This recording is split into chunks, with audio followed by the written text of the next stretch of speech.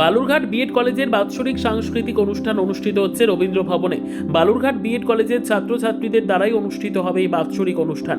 এদিনের অনুষ্ঠানে মঞ্চ আলোকিত করেছেন ভারত সেবাশ্রমের মহারাজ, বিএড কলেজের কর্ণধার নবকুমার দাস, বিশিষ্ট আইনজীবী সুভাষ চাকি, সুশোভন চ্যাটার্জি, বঙ্গরত্ন অমূল্য রতন বিশ্বাস, বিশিষ্ট সমাজসেবী স্বপন বিশ্বাস সহ বিএড কলেজের অধ্যাপক অধ্যাপিকা।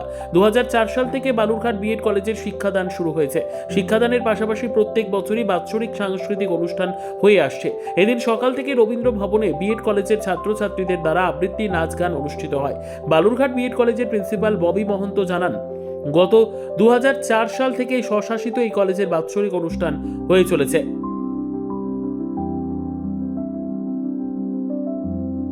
Cultural event Balurghat BEd college অটোনোমাসের কালচারাল ইভেন্ট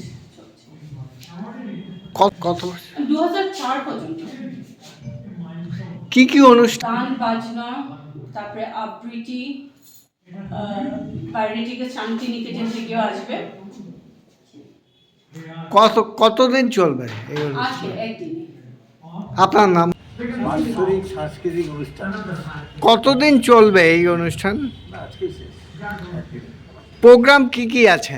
বিভিন্ন কালচারাল প্রোগ্রাম আছে, আর নাটক আছে।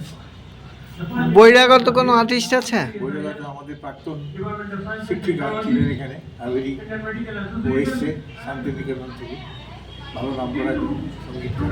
ব্যুরো রিপোর্ট, উত্তর বাংলা সংবাদ।